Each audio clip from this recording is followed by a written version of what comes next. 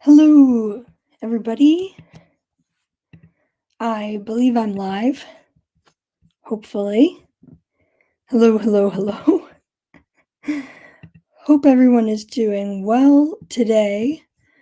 Today's gonna be a bit of a low-key workshop.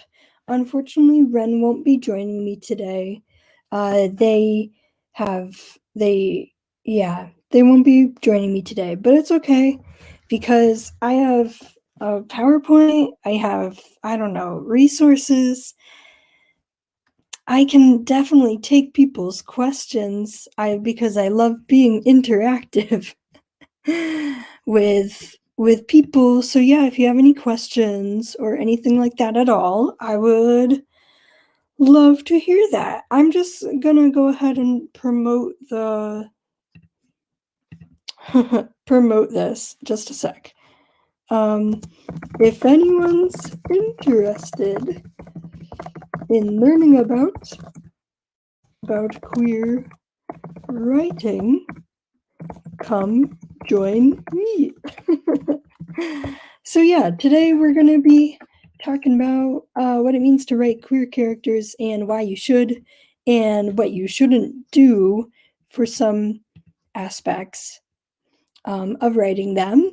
And today we're doing it on Google Slides.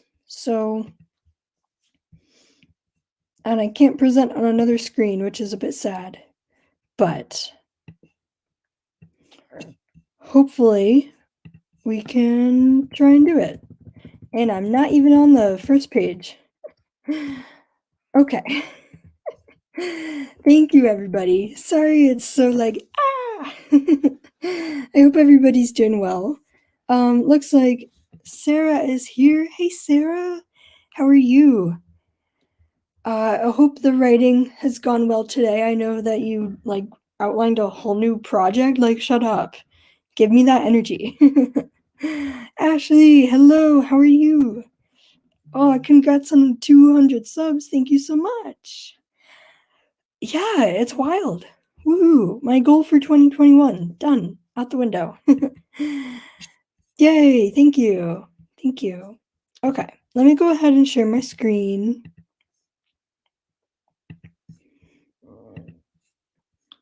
All right. Hopefully everybody can see this. Yes. It's actually very big, which is nice. Woohoo. Yeah, so originally it was going to be me and Ren, but it's okay. But you know who you should also follow or subscribe to is Ren. They are amazing. They are even more of an expert on queer writing than I am. They write mainly fantasy and romance, but also other genres. Let me delete Ashley's comment for a sec. And they have a YouTube channel focusing on writing advice, vlogs, booktube content, along with writing advice for writing queer characters. Their channel name is Ren Keeling with 2 E's, so Keeling. Please go check them out. They are amazing. They are fabulous. Please go subscribe. Go check out their resources after you're done with this live, because this is not going to be a comprehensive list by any means. Yeah. Oh, sorry, I'm stretching a lot. Whew. Hey, David, how are you? I feel like you were at my workshop on writing queer characters the first time that I did this for the AuthorTube virtual retreat in December. So, yeah. And also, if you were there, this might be somewhat of a repeat, but like I said, if you have any questions, I would love to hear them, would love to open it up as a discussion, etc., etc., etc., etc. Yeah. Yeah. Okay. Oh, and here is me. I am a young adult writer. Okay. Here's the issue. People classify young adult, right, as being like 20s. Like you're an adult, or like you're 18 to like through your 20s. Like you're a young adult. But then for reading and for the genre, young adult is like teens through early 20s. But then what happens when you're like late 20s? Are you still a young adult? Or are you just like late 20s, mid 20s? Anyways, I don't know. I consider myself a young adult. Please tell me if I'm wrong, I guess. My pronouns are she, her, hers, and I identify as a lesbian. I am pursuing traditional publishing, and I write mainly YA fantasy, historical fantasy, like maybe sci-fi at some point, and I also wrote a middle grade novel that was Shakespeare meets Shrek. Like that was how I pitched it. So, and then obviously you're watching this on my AuthorTube channel. Ashley, I think you might just be an adult. Yeah, that's what I'm afraid of. Kidding. Or new adult. Yeah. And then young adult is so totally supposed to be for 14 to, okay, so two 18-year-olds, but got taken over by the 18 plus crowd. Yeah, technically, I guess 18 plus is new adult, and everything over 25 is adult.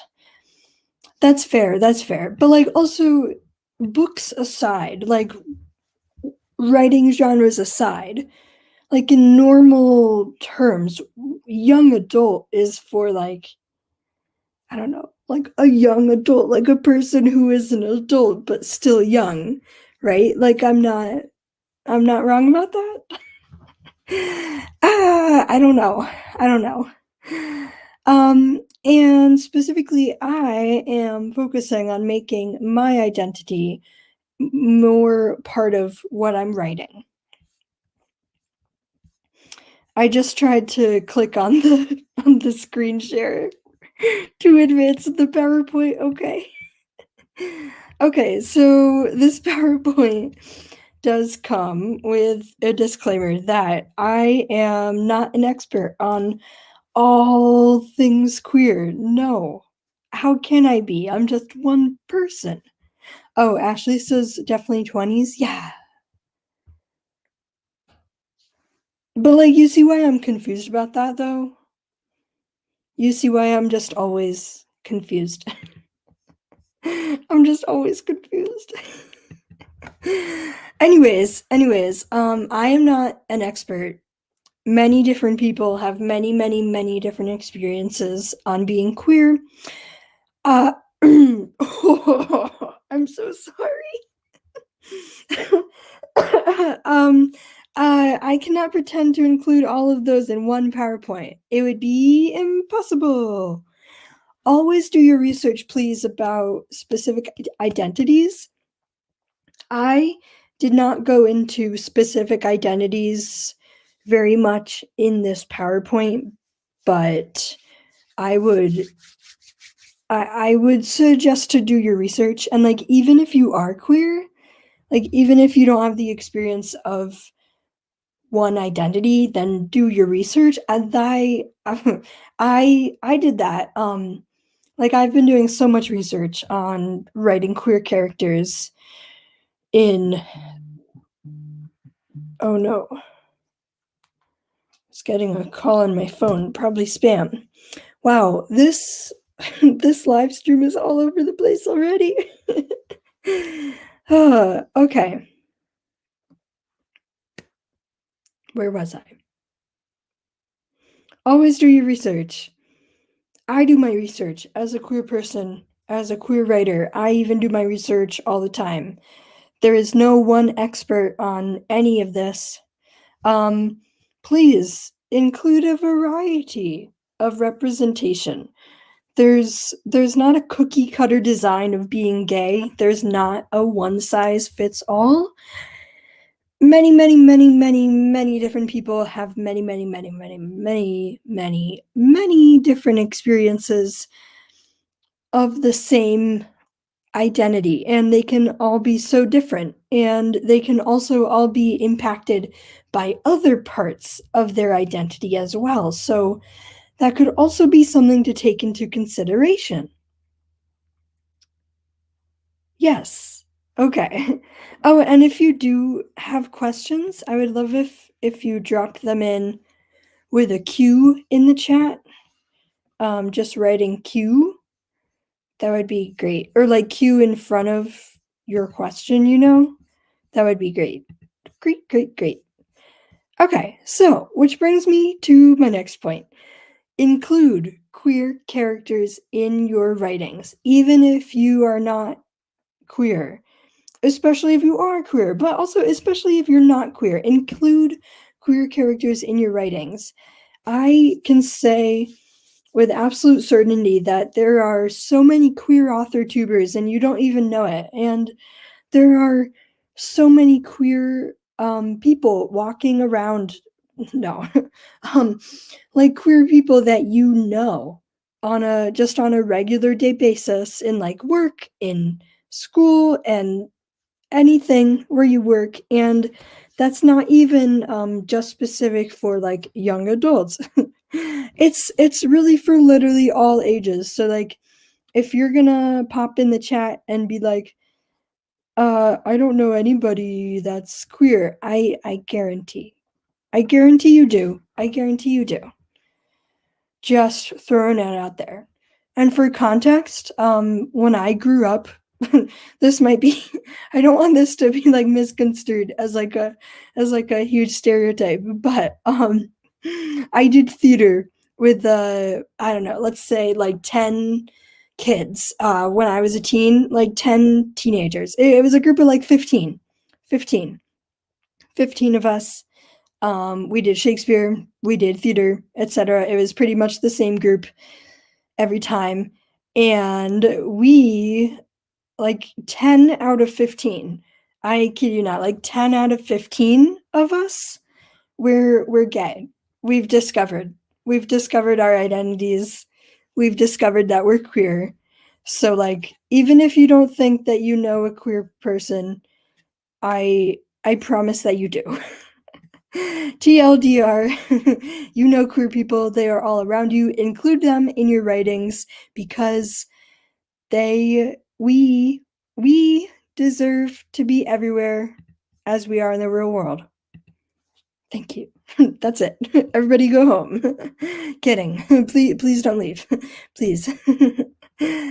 Also, hello, Charlie. How are you doing? How are you? Yeah, so like I said earlier, if anybody has any questions, I would love it if you dropped them in the chat. Or if you had any comments, anything that you wanted to add. I don't know. Any comments, especially from other queer writers, if you want to drop them in the chat. That would be great. That would be great. I would love to turn this into like a roundtable discussion. Somehow, like I know I'm only one person, and I know that a certain person is planning a better, hopefully, like better formed live stream than I can just do by myself in like the next few weeks about writing diversely. So check out Sarah Cahill's channel for that. Anyways, yes, include queer characters in your writings, even if you are cisgender. Maybe don't write their experiences. Don't write like a person coming out, but include those experiences in the writing, if that makes sense. Like you don't want to write the experience of going through that, but you do want to include those experiences. There's no excuse for having all cis or an all straight cast anymore, just like there's no excuse for having an all white cast anymore. Intersectionality, people, intersectionality of diversity, it's all right there in the fingers. Wait, that sounded very rude. It's all right there at a crossroads. You all want to include it. You all want to make sure it's there. The diversity of characters increases inclusion. Whoa. Okay, hold on. I'm going to start over. Including diversity of your characters increases inclusion in both books and in society.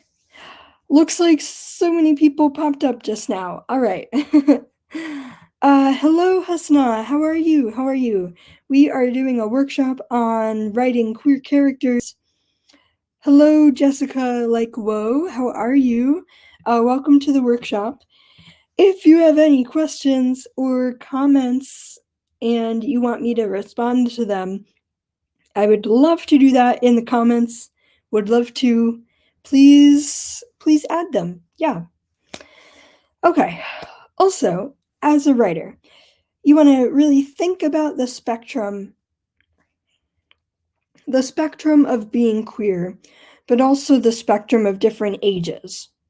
Now, this, I think I added this like later on in the PowerPoint, but no queer person jumps out of the womb at 18 years old. They aren't automatically an adult. Okay.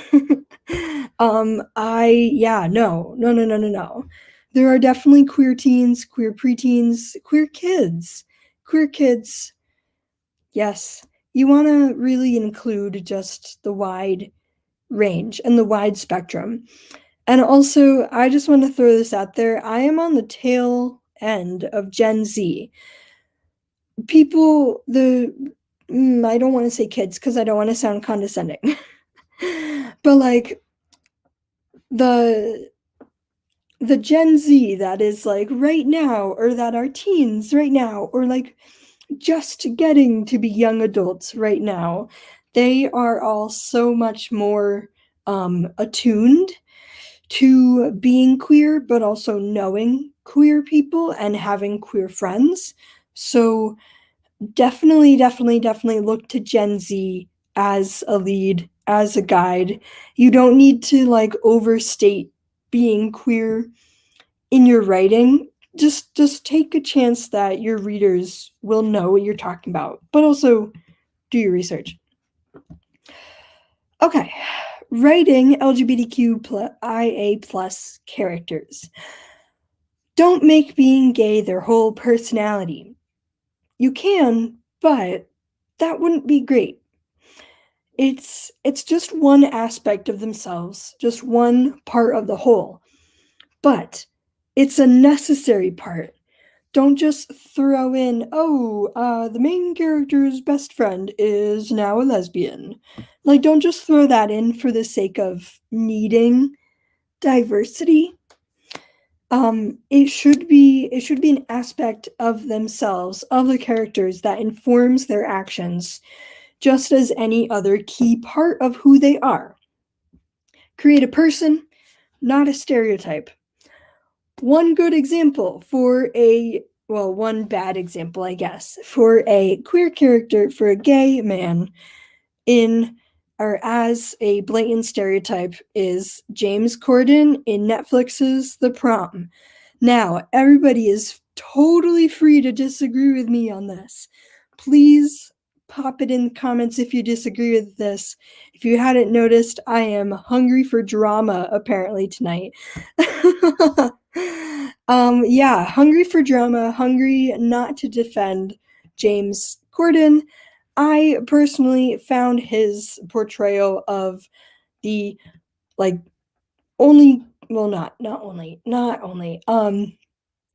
like the gay Broadway actor in The Prom very, very stereotypical, and just playing on the audience's perception of what a gay actor should be, without putting in all like the actual heart and who that character really is and their motivations in the musical. And like in musicals, characters are supposed to have motivations, right? Like your motivation can't just be, oh, my motivation is I'm gay. No, like how do you act that? How do you act being gay? Very stereotypically, which is what James Corden did. I feel myself going into a rant about like musical theater and about Netflix's The Prom and like stereotypes of gay actors. Like the problem is we have so much great gay theater that primarily focuses on like white gay men, but that's a whole nother issue. But like with The Normal Heart and Angels in America, like actors play gay characters very, very sincerely in plays. But like when it comes to musicals, there's a tendency to go very, very over the top and go like very, very much into what the audience thinks they should be and like fall back into these stereotypes too that are easy to rely on, when acting. Like actors actors, we have stereotypes for a reason, right? Essentially because they're easy to act and they're easy to fall back on. But at the end of the day, they shouldn't be the what over what informs the overall representation of the character and what informs their entire motivation and like through line of the plot. Like don't make it one thing. Anyways, James Corden in The Prom, not good. um but like I said, feel free to disagree with me for that. I just found it very, very stereotypical. But I also saw the musical on Broadway. So like I am speaking from a very biased place of having seen The Prom with a gay actor in the role of a gay character, which could be a whole nother conversation, right? Like, should only gay actors play gay characters? Vice versa, should straight actors only play straight actors? I'm saying no to the second one and yes to the first one because I mean, like think about it. There are so many straight roles, so many roles for straight actors that they like pretty much dominate the musical theater canon and like the American, not just yeah, yeah, American theater canon. The American theater canon is dominated by straight roles. Um, but like plenty of queer actors have portrayed those characters. The problem is that when you switch it and only have straight actors play queer characters, is that since you weren't hiring queer actors in the first place, then you're giving double the opportunities and double the characters that straight actors can play to straight actors. um anyways anyways, that's my rant on queer actors and queer characters in plays. And now I don't know, now I'm kind of feeling like I should do a video about this. Like specifically in regards to musical theater. Or I mean not musical theater. Like the American theater canon in general. And for those who don't know what I mean by that, by the American theater canon, it's like the I don't know what this is. It's like the all the plays, all the musical theater that like has been written by Americans. Just like UK and like the plays and musicals that like make up American theater as a whole, which spans very, very, very wide genres. So, anyways, oh, thank you. Oh, grape fry. Please rant. LOL. Thank you for your support. Where's my Oscar? Oh, thank you. Oh, do it. Oh, thank you both. Okay, it's decided. It's decided. I'm adding it to my list of video ideas. This is what my degree in theater is for. Questioning the white straight American theater canon, everybody. Okay, I can't believe we got from James Corden to like dissecting the American theater whatever. I feel like I've said that way too many times. Okay. Moving on. Moving on. Don't oversexualize your characters. Because I'm sorry, I just got a text. That's great. Okay. You know what? I'm putting my phone on do not disturb. There. You are holding me accountable now. All right. So, for the next part, what I'm trying to say, well, no. Okay. Don't over-sexualize your characters. I feel like this should be kind of a given, but it also cannot be. Oh, wait. I think I missed a comment. Melody, it's so lovely to see characters slowly grow into their identities, especially from the perspective of the main character. Yeah, exactly. I I would just caution if you're not a queer writer, um, potentially don't write a queer main character unless you've done a ton of research and unless you've like talked to queer people, this this goes into playing queer characters in theater too. Just my opinion. But yeah, definitely agree. That could be a whole nother point. Like character growth. It shouldn't be about, oh, I'm a character and I'm gay and that's it. Like, where is the growth? I mean, especially as writers, right? We want to give all characters all the growth that we can give them at all possible times, right? Main characters, side characters, villains, maybe. Actually, I'm gonna stay away from villains. Actually, somebody remind me to get back to villains. Somebody remind me to get back to writing villains later on. Oh no. Oh no. I forgot. I forgot what I was gonna say. So all characters want growth, right? Nobody just pops out and is like, I'm gay now. Like queer, especially queer identity is a spectrum. It's such a huge spectrum that I can't even imagine. I can't even begin to like tell all the identities, which is great. Like it's gender is a social construct.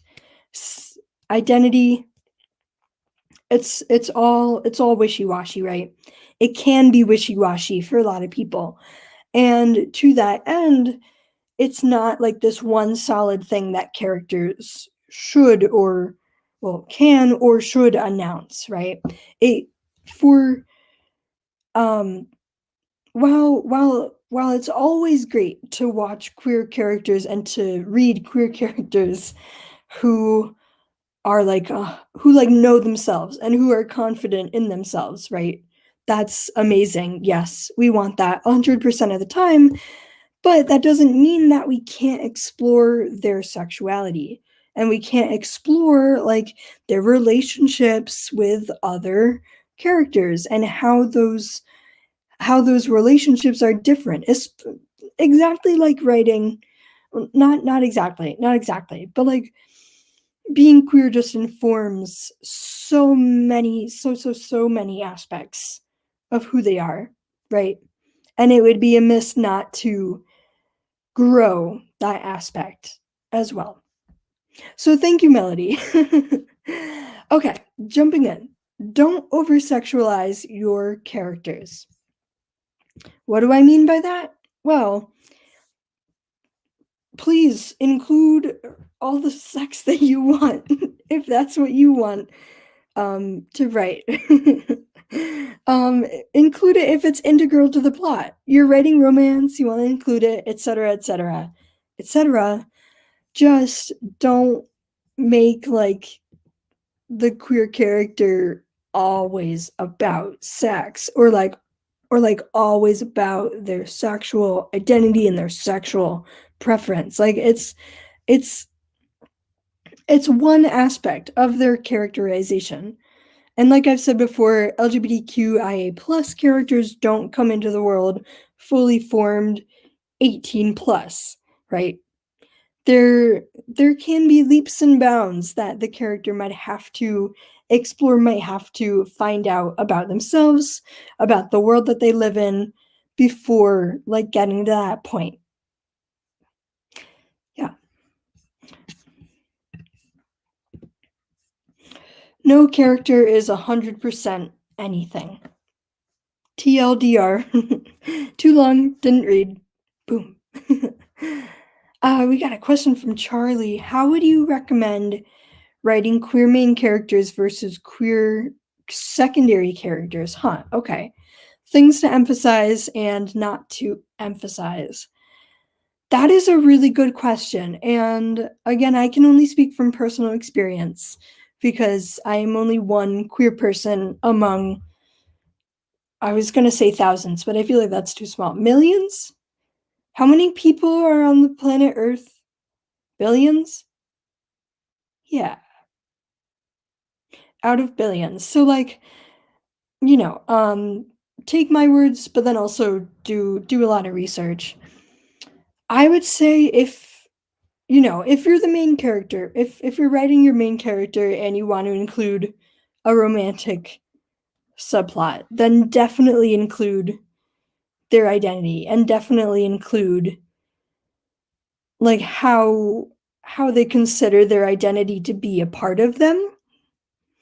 And same with secondary characters. With secondary characters, it's a little bit different, I feel, because there might potentially be a lot of things that the secondary characters know about themselves, but your main characters won't necessarily know about them, right? Right? If that makes sense. So I would say, um, well, for me, I've only ever written like my main characters, my queer main characters in first person. So for me, that's a really great opportunity and just to lay out all their thoughts on paper, just to throw out all their thoughts onto the paper, you know? Um Typically for me, I mean, I've made like queer like their identity, obviously, obviously, and I've made it part of them, and I've made like points to include it, make points to emphasize it in the text, but not make the story about them being queer, even though it is. It's like half and half for me. Half and half. Like a lot of what my characters do informs the story, but it also informs their identity. And being queer informs the story, informs the main characters, and informs the queer secondary characters. I hope any of that made sense. I hope any and all of that made sense. So please, I don't know, please let me know if that made sense, Charlie, or if you would like me to elaborate on anything, because I definitely will. But that is such a really great question. For, you know what, for the things to emphasize and not to emphasize, I think it's a lot of what I already went over as well. Like it's up to you, the author, but it's also important to know what to emphasize that will push the story forward and will move it along and is important to that character at that moment in that time. Yeah, great. Oh, also thank you so much. Yes, because that would actually be a good, okay, a good little point to attack to tack on about villains and queer coding and everything. Okay.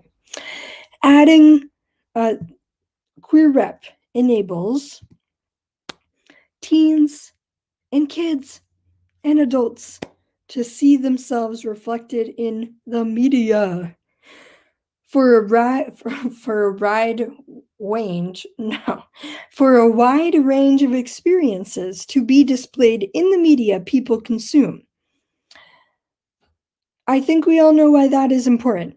It's really, really important because up until like, I don't know, honestly, now I feel honestly like the early 2000s, queer people weren't really represented anywhere at all in media, or if they were, it's kind of bad representations, right? Like not like promoting a lot of harmful stereotypes, a lot of queer coded villains, etc., etc. But for including proper queer rep, not proper queer rep, because I never want to put a limit on like what's good and what's bad queer rep, except for like the most obvious things. Because like I've said before, queer people are a part of society. We're not going away, like never. We've always been here since like ancient Greece. Pretty sure that's like the earliest. No, I mean even before ancient Greece, like whatever came before ancient Greece. I'm sorry if you know what came before ancient Greece, and you can type it in the chat. I'm a little tired today, so please excuse me. It is important to have for all books, all books, all books and all genres, period dramas as well. All genres, period dramas, historical dramas, etc. To excuse me, I'm so sorry. I'm like not burping. I like keep hiccuping. That was probably a lot of TMI. I hope you're having a good time with this PowerPoint. This is serious business. It's important for all books to have queer rep, not just the ones about being queer. There are fantastic, amazing books about the queer experience and about like just being queer. But we want all books to include queer characters, including period dramas. Because guess what? Your favorite Jane Austen novel, like your favorite Regency novel, your favorite Victorian era book, queer people existed back then. Yes, every time. Every I feel like I'm getting called out in the comments. Thank you, Juniper. Jessica, oh, thank you. I'm so glad you really, really like it. But yeah, in all your favorite period drama shows, there are queer characters. There were queer people back then. There have always been queer people. We are everywhere. Not to sound like a secret society or anything, but no.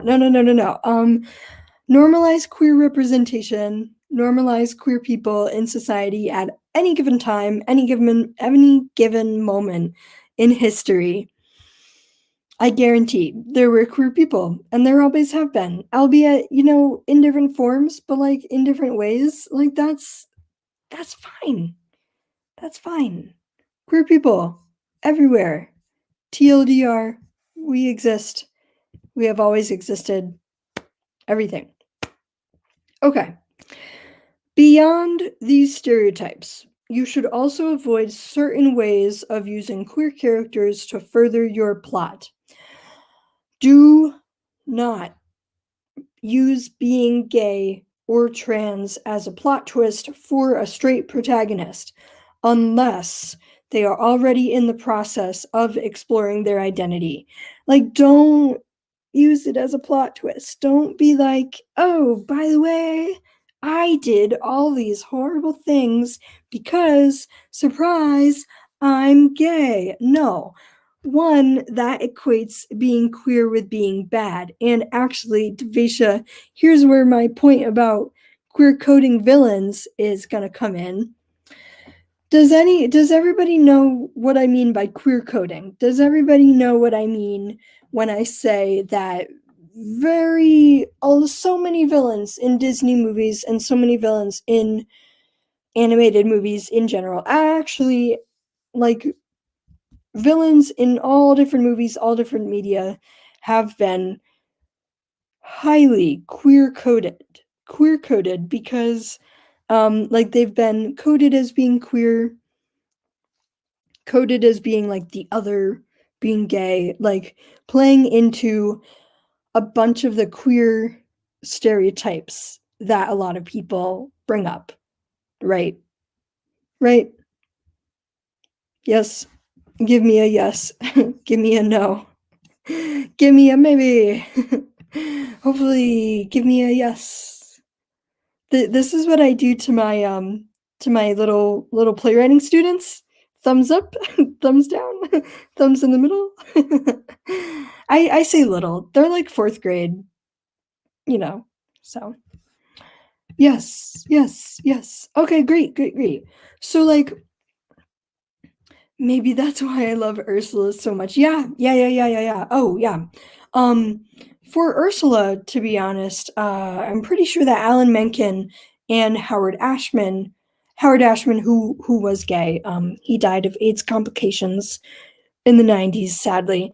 They based Ursula off of a very prominent drag queen that they knew, and I don't remember her name, but I can look it up real quick because actually, Ursula drag queen inspiration. Here we go. Here we go. Um. So trying to find her name.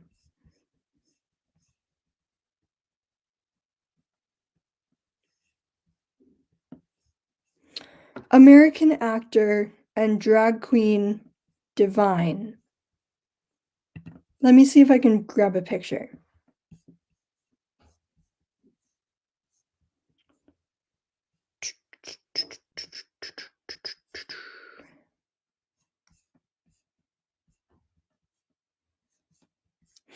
But basically, my point is that a lot of villains are stereotyped as being queer.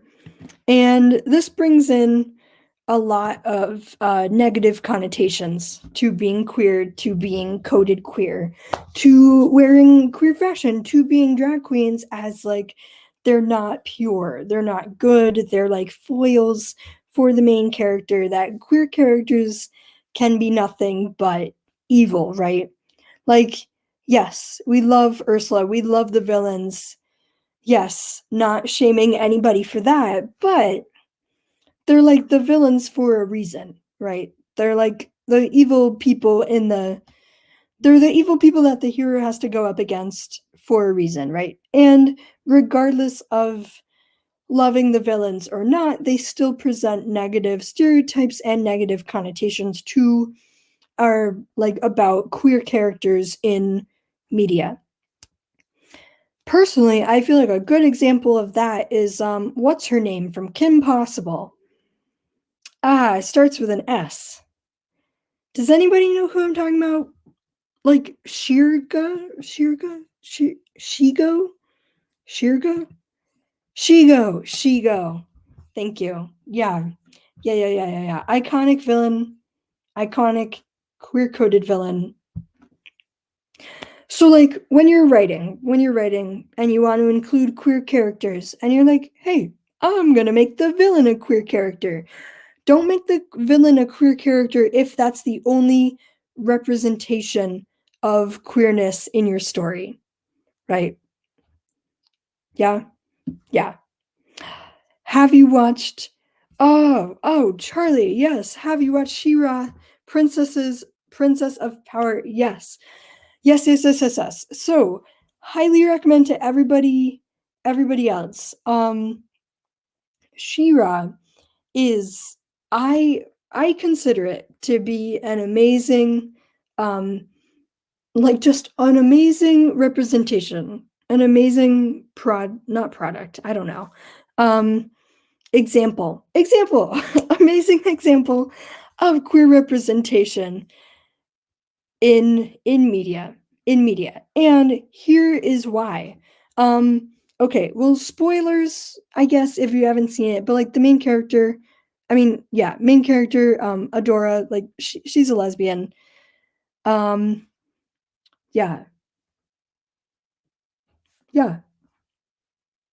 And there's such a wide range of like experiences in the show of being queer, of like general representation, and it's also a show that explores like being queer without saying that it's exploring queerness, especially for like preteens, teens, which is great because on one hand we want representation, but also on the other hand it would be really good if like these teen shows also had representation that were like not in your face, but that were like stated before the last season or like the last episode. I'm not giving any spoilers.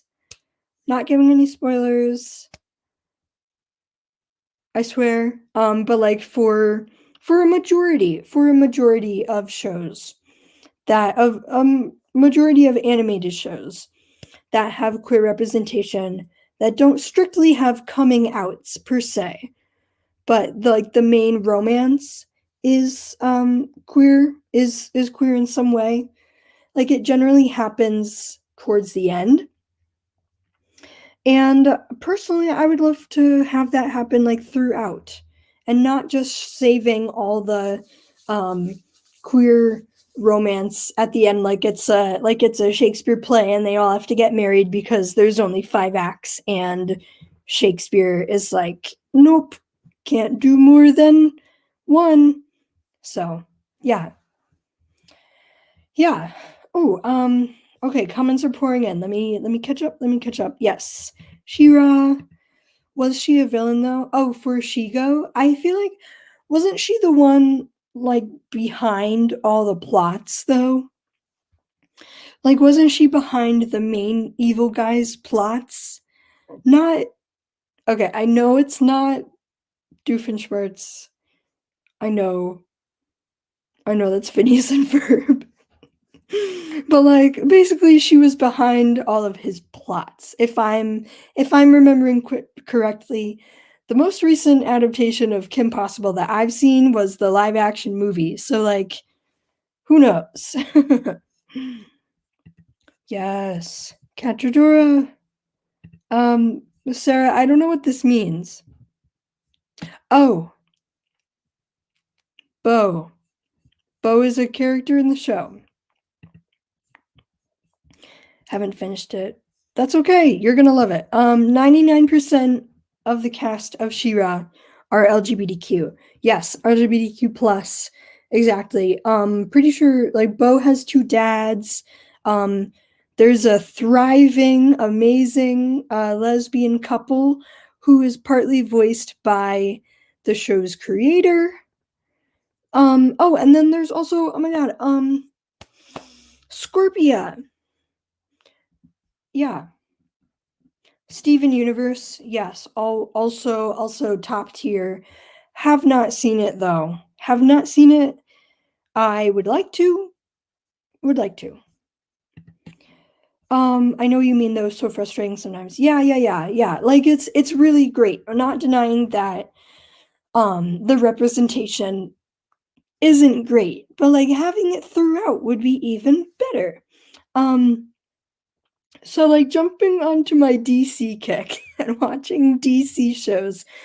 But if you like superhero shows, I highly recommend Supergirl because Supergirl's sister, Alex Danvers, is um pretty sure, okay, so like don't quote me if I'm wrong, but pretty sure by the end of the first season she is an out lesbian, and her identity informs like her character throughout the rest of the show, and her relationships are a huge part of her growth and her character's arc like on Supergirl. While all this superhero stuff is happening as well.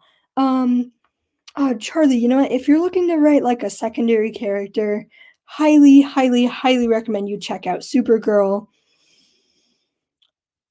I just really love Supergirl. Also, the character is played by an out lesbian actress, Shyler Lee, who is beautiful and amazing, and you know, my crush might be showing through. But yeah, back to what you were saying with plot twists, kind of. Yes, yes, yes, yes. I know that there's like a strong um argument that in a lot of shows that like, oh, the clues are there, the clues have always been there, and like, yes, for queer audiences they are obvious, and a lot of what doesn't show up in the show can be invented as well. As well. um but like, it shouldn't be we shouldn't have to wait until the last episode to like to then have um majority straight people say, "Oh, that was a plot twist. I didn't see that coming." Case in point with Vanya in the Umbrella Academy in season 2. Okay, well, okay, slight spoilers ahead, but like, Vanya falls in love with this all-American housewife, and they're great. They're lesbians. They're vibing it up. Um, but since that didn't show up, like, since she wasn't in a relationship with a woman in the first season, I saw a lot of comments that were like, "Oh, I was hoodwinked. I thought, well, like, why did they just suddenly change Vanya's character?" Like, sure, maybe they suddenly changed her identity, but like, it shouldn't be as sudden, is what I'm saying. It shouldn't be as sudden, if that makes sense. And like, people or like shows should like implement more clues, as you should do in your writing. Sarah, it's very difficult to get the studio to allow that content though, which is stupid. Yep. Yeah, yeah, yeah, yeah. Because just saying it right now, Disney is homophobic. They disallowed the companion series to Love, Simon to air on Disney Plus, and they were forced to go to Hulu, and Disney is under the opinion that you know, like, being gay isn't like fit for children, but like, it is. Or at least, at like the time of saying this. That is my belief, and that is what I have seen from various parts of Disney. Yeah, please don't sue me. It's the truth. Also, The Owl House on Disney Plus. Another great queer show. Queer show. The main character is bisexual. Yeah. Also check it out. Um Violet, does that make sense? Does what make sense? I'm not sure what you were asking. I'm so sorry. Dr. Draken. Okay, okay. So like, I was in the ballpark. I was in the ballpark with Doofenshmirtz. Yeah, the studio clears content in animated shows. Yep. Yep, yep, yep, yep, yep. Yeah. Well, see, I think that's like a huge difference, Um, because of all these shows that are, like, pardon the pun, coming out now. Like, coming out, um, my hope is that studios will be more accepting sooner, and more accepting to the point that like, it won't have to be a big thing, that, oh, new animated TV show will have non-binary main character. Like, it shouldn't be a big thing for shows to have that kind of rep, if that makes sense. Hmm.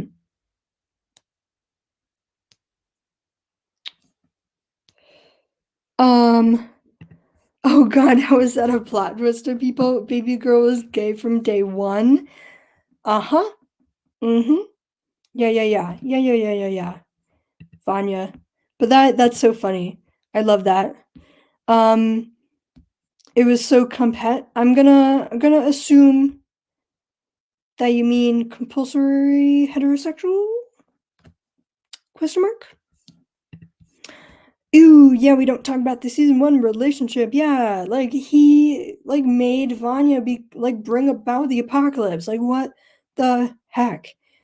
Not healthy in both regards. And then she killed him, right? Right?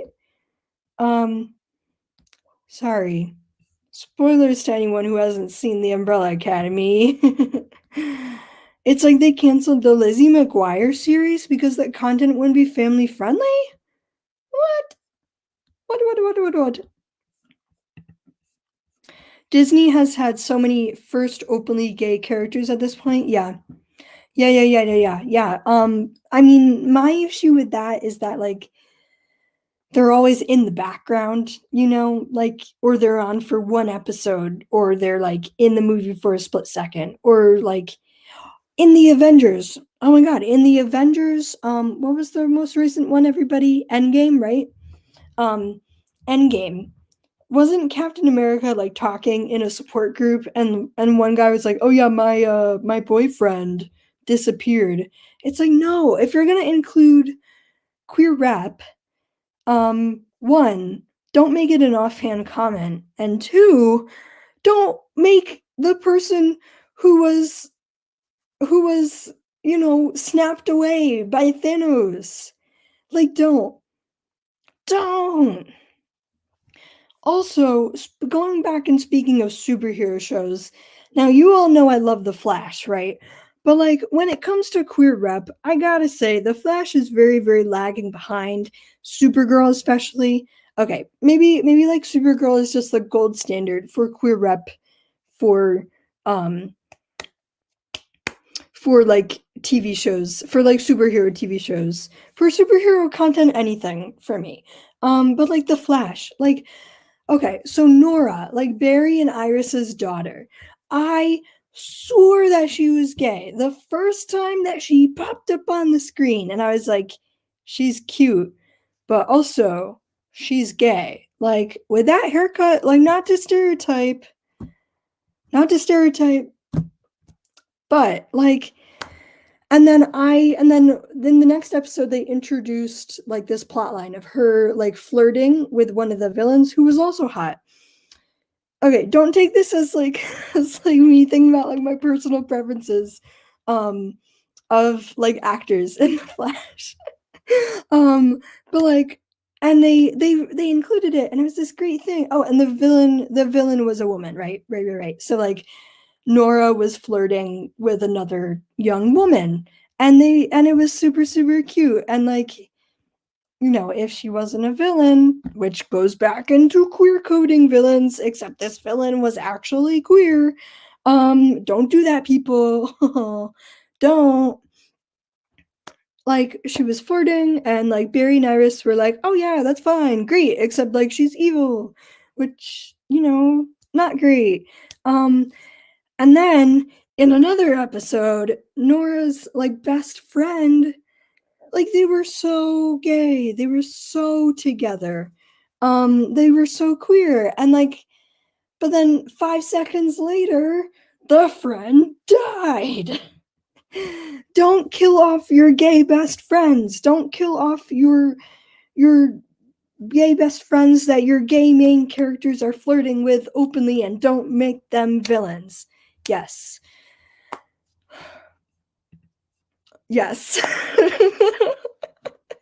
Thank you, everybody. Yeah. Yeah. Okay. I'm gonna go back, go back through the comments. This book I studied called Tango Makes Two. It's a picture book. Oh, is about a real life gay penguin story. And speaking of censorship was censored for children years ago. It's about penguins. This is what I mean, everybody. Like, if heterosexual people can't even handle if bigoted heterosexual people can't even handle like queer love in penguins, ah, then it's time for proper queer representation across the board. Yeah. Um yeah, I'm gonna agree with you. I don't know what you were talking about, but yeah. Onward, cough, cough. Onward. Onward. Okay, okay, okay. Yeah, yeah, yeah, yeah. Definitely onward. Like, well, this is something that I actually have a personal bone to pick with. Because it was the Cyclops, right? The Cyclops with one eye. So like, okay. Getting a little bit personal here, everybody, and I don't want to. The last thing I like want to make this PowerPoint is all about me, but like I really don't. Like, please take me as sincere. But like I'm actually blind in one eye, and who, so like for Onward to have the double whammy of making their only lesbian character, their only gay character, their only queer character in the entire film like also be like blind in one eye. It's like, well, no, only have like single eye.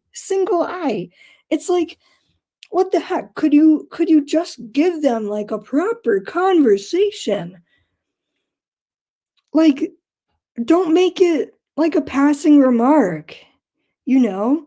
You can include passing remarks about queerness in stories where you already have main and side and queer characters of every shape and part and etc. Okay?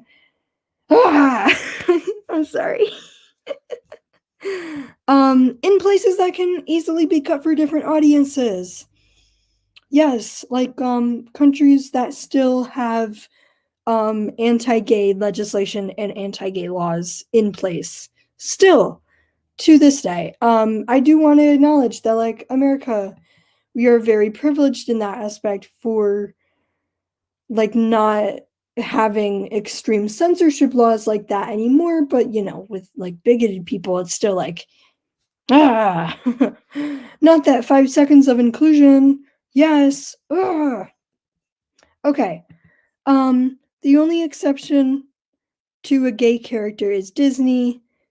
For Disney, I believe, is Andy Mack, who has an openly gay main character. That is amazing. That's amazing. But like, we want Andy Macks everywhere, right? Right? Right. What? Wait, I didn't even know this. And the fact that it was the Russo brother, not even a gay actor.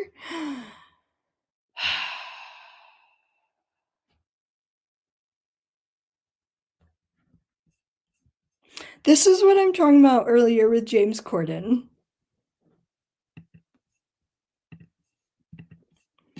Didn't Russo justify playing a gay character by saying he'd be okay taking all the hate over it or something?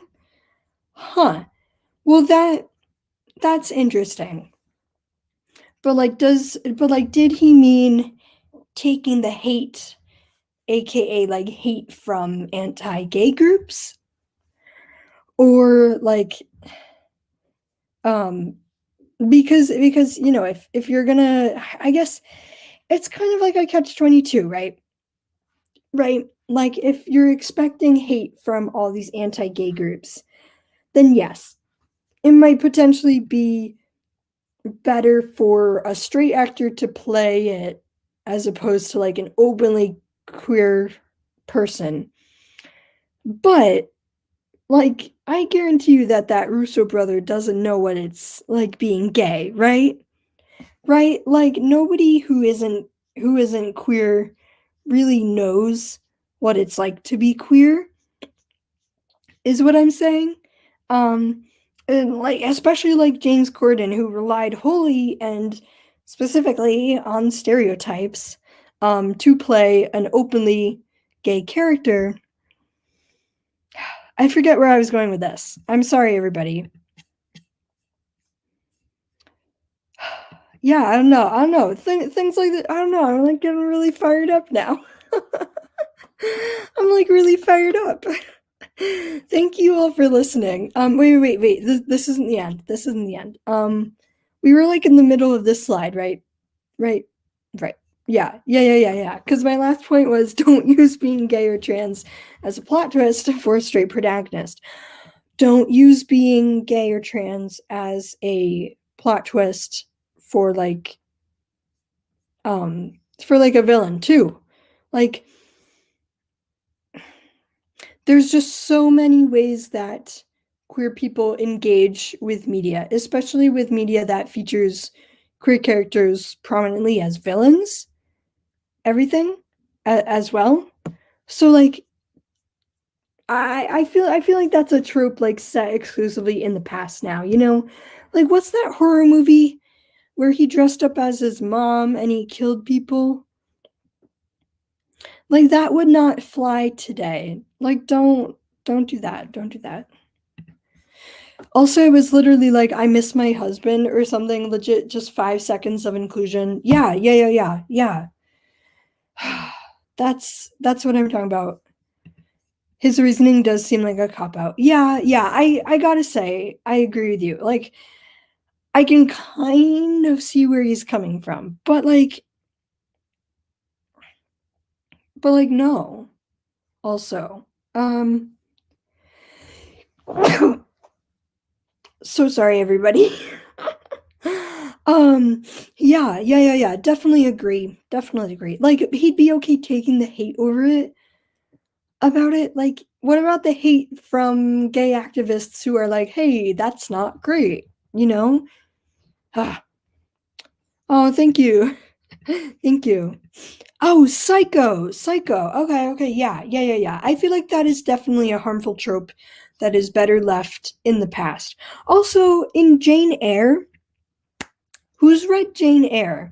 So like when Mr. Rochester dressed up as the fortune teller to like try and get Jane's true feelings about him, to try and know Jane's true feelings about him, like props to Mr. Rochester for dressing up in drag, but but like I feel like dressing up like that and like pretending to be like, you know, heavy quotes, pretending to be a woman, heavy quotes, um, implies that like you're doing it for sneaky purposes, which is like huge, bad stereotype. Huge stereotype. Bad, bad. Um, yeah, yeah. Anyways, now, I think this next one is specifically for straight and cisgender authors. Don't center your whole story about a character coming out or make that the single most important event in their lives. Like have other things happen. Make it a part of their narrative. Don't use it as something from a secondary character to for the main character's growth. Like don't have that secondary character come out to the main character to show that the main character is like, oh, I'm so accepting, la di da di da. um I think what's her name, Sarah J Maas did this with like the Morrigan, right? Morrowind, no, that's Skyrim. Like the Morrigan, one character who came out, like one very badass, very admirable character who came out as queer to the main character and was like, hey, I'm bisexual or something. And then the main character was like, great, I accept you and I love you for who you are. And it was basically like a very self-serving moment for the main character. Don't do this. Don't do this. Give your gay characters, give your queer characters who are coming out um like their own personalities. Give them their own arcs. Don't just use them to prop up their main characters. Also, I meant to clarify this earlier, but um sometimes I use queer and gay as synonyms. Like queer to me, is the umbrella term, is the catch-all. And I know that, like, a lot of people use gay in the same way as well. So typically I tend to interchange them, but I know that's not the same for a lot of people as well. So, like, don't, um, I don't know, like, use the identity when you want to talk about the identity, but also there are many queer people who identify as queer. So, like, yeah. Do your research, don't just rely on me. Manon? Ooh, I'm not sure. Honestly, it's been a hot minute. I have not read them in a while. Like, at all. In, like, a really, really long time. Anyways. Don't kill off your single one queer character. Single, I just mean one. Don't, if you have one queer character, don't kill them off. Try killing off a straight character. Kidding. Well, but also not kidding. Like, we're all writers. We all torture characters. We all kill them. But, like, is it necessary to torture or kill your one marginalized, your one queer character in your whole story? Like, just consider, just ask yourself, is it really important? And also ask yourself, like, how does being queer, how does this character's queerness inform them being, like, undergoing some sort of, like, trauma or having to be rescued by the main character in your story? There's a lot to consider. There's a lot to break away from. There's a lot of stereotypes that need unpacking. And I think there's a lot of situations that can also be done well if they are reclaimed by queer authors, especially. Yeah. Yeah. Like, yeah. I was gonna give an example, but I don't know now. I don't know. I don't know. Yeah, it's such a harmful trope in all media. And I think these next few slides are just a couple of quotes that I liked. So, when the only stories available follow the same tropes, there are so many voices and experiences that are left in the shadows. Case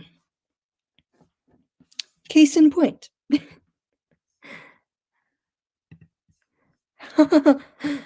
Oh, Ashley, you haven't read them? Yeah, me neither. I mean, I did, but it feels like I didn't sometimes. Kill off a straight character. Oh, that made you laugh. Great. Hey, also hello. I don't know if you've been, like, here the whole time, but if not, that was a brilliant thing to walk into.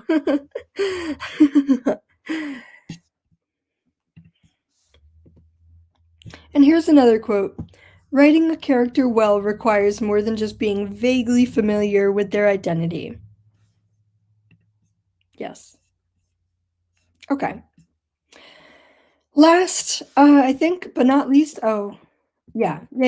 Last but not least, for any authors, to be honest, like, even for my fellow queer authors, but especially for the cis authors and Sith Sith authors. Yes, Darth Vader, please be prepared to take criticism. You're welcome. No.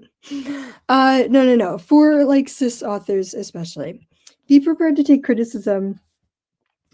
We do need more gay representation out there. We need gay people with unique and interesting personalities to get their time in the spotlight. Also, gay authors. For a long time, gay people have had very few characters that they could idolize and identify with. Letting your fear stop you from helping this cause would be a real shame. So yes, please write queer characters. Write them all the time. Include them. Include as many as you would like.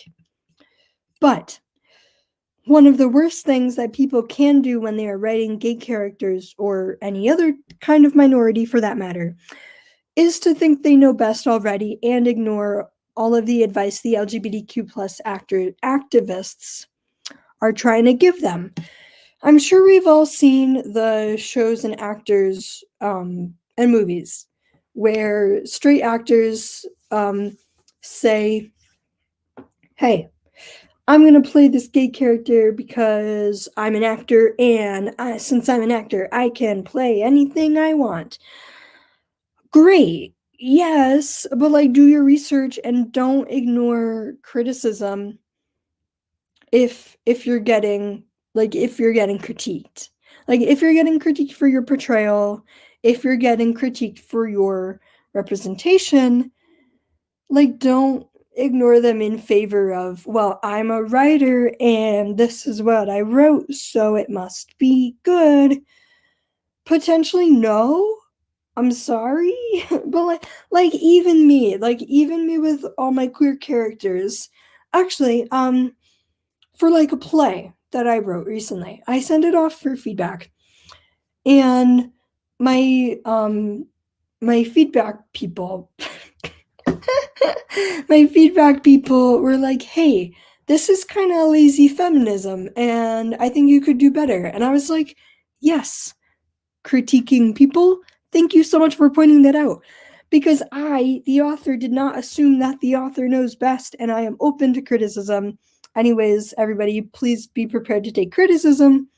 If you're doing wrong, please hire sensitivity readers. Everything, everything. Um, Shoot, there was another point that I was gonna make. Um, yeah, questions? Anybody? I feel like I I got overheated. No, not overheated. I got heated. But did I answer everybody's questions? Let me know. Let me know.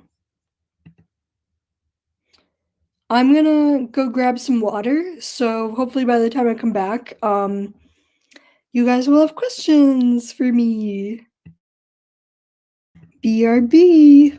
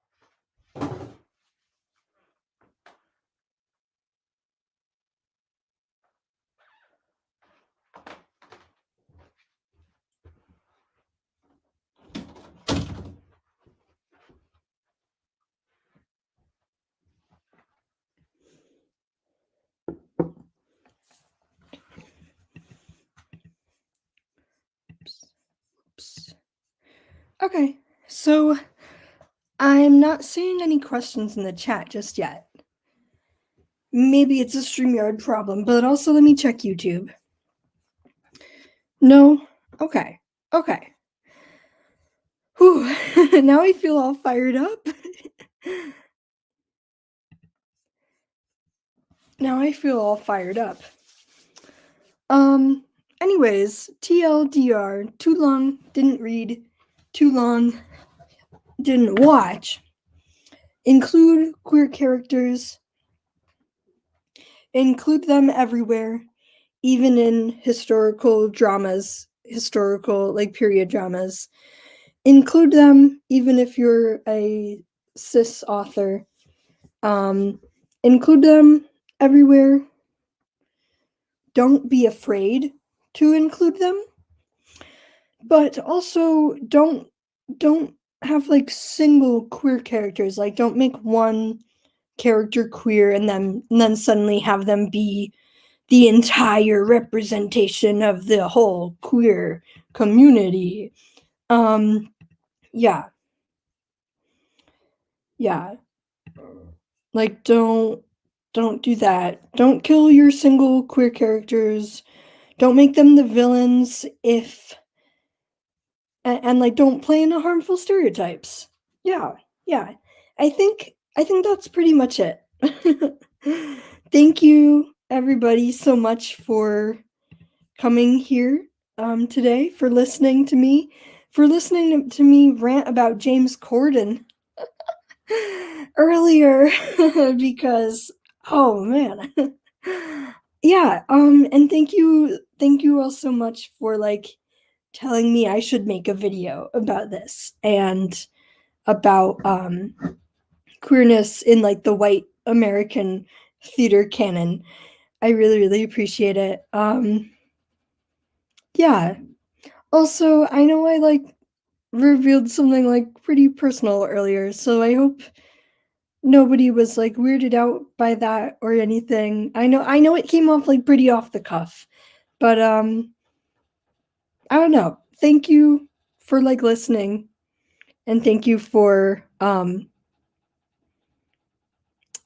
yeah, like being such a captive and engaged audience and for bopping along with me about queer rep. If that makes sense.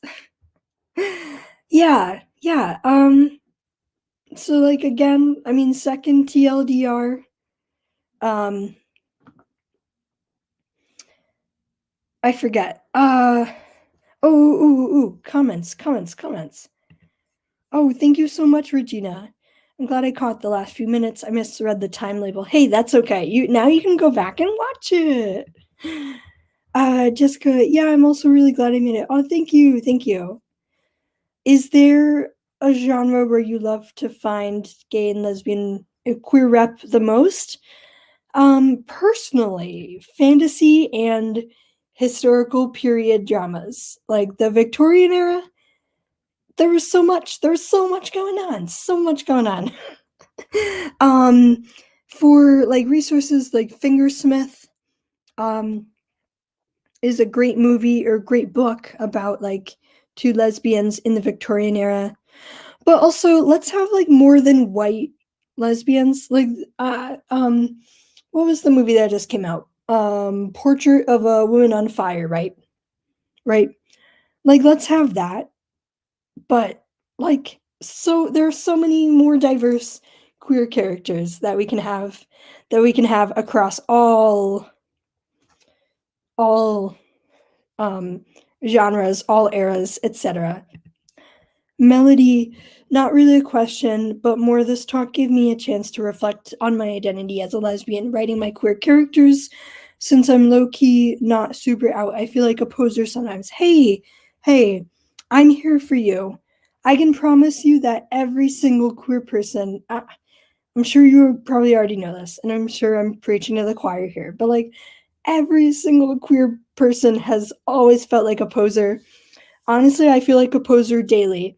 And here I am, like, affirming my identity to you all on the internet today. But, like, I'm here to say, oh, also, this is actually a great point. Um, so the reason why I say, like, if you're a straight author, please write queer characters and don't think that you can't write queer characters is because of Becky Albertelli and Love Simon. So for years on the internet, Twitter was so up in arms about gatekeeping, who can write YA queer books and who can write like YA, like who can write queer relationships, right? Right. I never want to um like police any of that because we shouldn't what am I saying? We shouldn't dictate like when people should be out or how much authors should be out to write queer characters as well. Um, like that shouldn't be a thing. That shouldn't be a thing. The last thing I'm trying to do with this presentation as well is to not gatekeep at all. Like if you wanna try writing like a main character who's gay, totally do that. Totally do that. Um, just do your research and hey, in your research, like you might find out that you're queer in some aspect along the spectrum. You never know. You never know. But the reason why I bring up Becky Albertelli and Love Simon in particular is because she got a lot of hate for writing writing to gay boys, to gay teens, and like as a straight author. And she recently like said that she's bi, that she's discovered that she's bi, which is amazing and valid and just goes to show that we shouldn't police anybody's like way of writing, but also that authentic queer stories by queer authors are like a whole are like a whole other separate equally important conversation to be had, like equally important representation, if that makes sense. I hope that makes sense in some capacity. Please let me know. But yes, thank you so much, Ashley. I'm so glad you came. Thank you so much for coming. Yeah, thank you so much, Devesha. Oh my gosh. Thank you. I was a university professor for 30 years. Nice. I understand about not being super out. Hey, you go, Regina. Is it bad that I like wanted that I was struck by a sudden urge to like call you Ms. Duke or like Professor Duke? Fingersmith, yes. Fingersmith was very appreciated by 16-year-old me. Also, I just noticed I have spinach in my teeth. I'm so sorry, everybody. Anyways, thank you all so much for coming. I think that is going to be it. Please don't hesitate to reach out to me. Oh, oh. What's your take on fantasy stories where most of society of the universe have fluid queer rep as the norm? Would you say there's a wrong way to go about it? I'm writing something along those lines. This is a really, really, really great question. I would say I know I keep wanting to like I keep wanting to say the disclaimer. Like honestly, I don't have any experience as like a gender fluid person. I'm just one queer person. Please don't take me as like your sole endorsement. But I would say I think that's good. Like I think there is room for both stories um that don't include queer rep as the norm and those that do as well. And I feel like those are both very, very important genres to have. And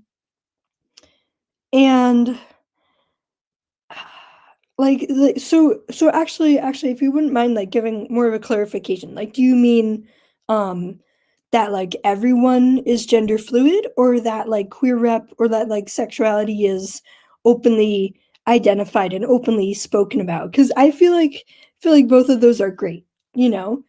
But like I would say that as a society, like as readers, right? Right? We're always going to approach the stories that we read with our understanding of society as we know it. So like as long as it's built into the world, as long as it's I don't know, like as long as it's not a gimmick, which I'm sure it's not. Like I'm sure, you know, you're doing great. Um but yeah, I what am I trying to say? So like everything that we read is always going to be informed from from our society, right? So it would be amiss to assume that readers are coming with like a fresh, completely blank slate of acceptance, unfortunately, in like a lot of many ways. Um, because like as queer people, I feel like we also need to unlearn like a lot of stereotypes that we know in the past as well. So yeah, sexuality is openly talked about and accepted pretty much right away, face value. That yeah, that's great. That's great. And I would love to read that story. Like I would love to read these idealized universes, and I feel like there's definitely a place for them in the world, in YA fantasy, in any type of fantasy.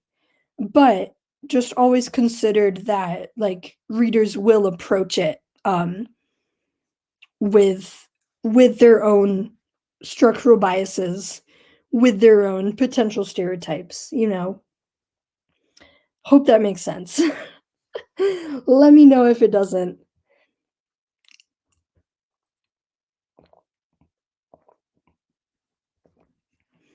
But yeah, that's a really, really great question. Now I'm getting into teacher mode. That's a really great question, Jessica. Thank you for sharing with the class. I'm not that condescending to my students. Just want to throw that out there. I'm not, I swear. But yeah. True, that's really good to keep in mind. Thanks. Yeah. You're totally welcome. You're totally welcome. Yeah. So if anybody has any other questions, I'd be happy to answer them. If not, or if you have like questions later on, um, my Instagram is not linked down below. I don't have any of my links down below actually. Um, my Instagram is Haley H Creates. Let me, and you can always DM me questions there. Right there. And I mentioned at the start of the video that Ren Keeling, they were supposed to join me today, but unfortunately couldn't. But their channel, if you just search up Ren Keeling, Keeling, they have a huge amount of resources about writing queer characters, and they are just an amazing all-around person, and they are actually a queer author, so like they're probably closer to like actually to the target audience, no, I'm not Irish, target audience of YA than I am, so especially if you're writing YA, I feel like I unconsciously geared this towards YA, but like that's what I write, so yeah, thank you all so much. Oh, Regina, thank you. Yeah, of course. And like, if you have any questions, just leave them in the comments, of course. All right, I do think that I am going to wrap this up, but let me check if there's any comments on YouTube that I missed. Thank you all so much for coming. I really, really appreciate it. Yeah, I mean, I'm kind of stalling because I want more questions to answer. But also, I'm gonna go watch Bridgerton, which needs more queer rep. Like, whoever wants to write Bridgerton, but queer. And not just queer as in like, oh, this one guy goes to an artist's commune and he sees like the Duke hanging out with the guy and he's like, oh no, because I'm Victorian I have to act shocked. Like, come on, don't. Like, out in the open are not at all. Wait. I wasn't giving the finger. Just want to clarify. It's my pointer finger. All right. Thank you all so much for coming. Melody, thank you. I really enjoyed this. Gave me some good points to think about. You are so welcome, Melody. And as always, please reach out if you have any questions. Thank you, Jessica. Thank you, Ashley. All right. Love talking to you all. I am gonna cut it off here. Again, if you have any questions, just DM me over on Instagram, etc. Also, shameless short little plug, but I had a video come out today that was talking about all about my things that I accomplished in 2020. Like I did the 2020 takeaway tag made by Jenny, the Right Mama, aka the Right Mama. And I'm also going to be continuing my Twitch streams this weekend if you want to come. Thank you all so much for coming. I'll see you in the next one. Right. Bye. Thank you.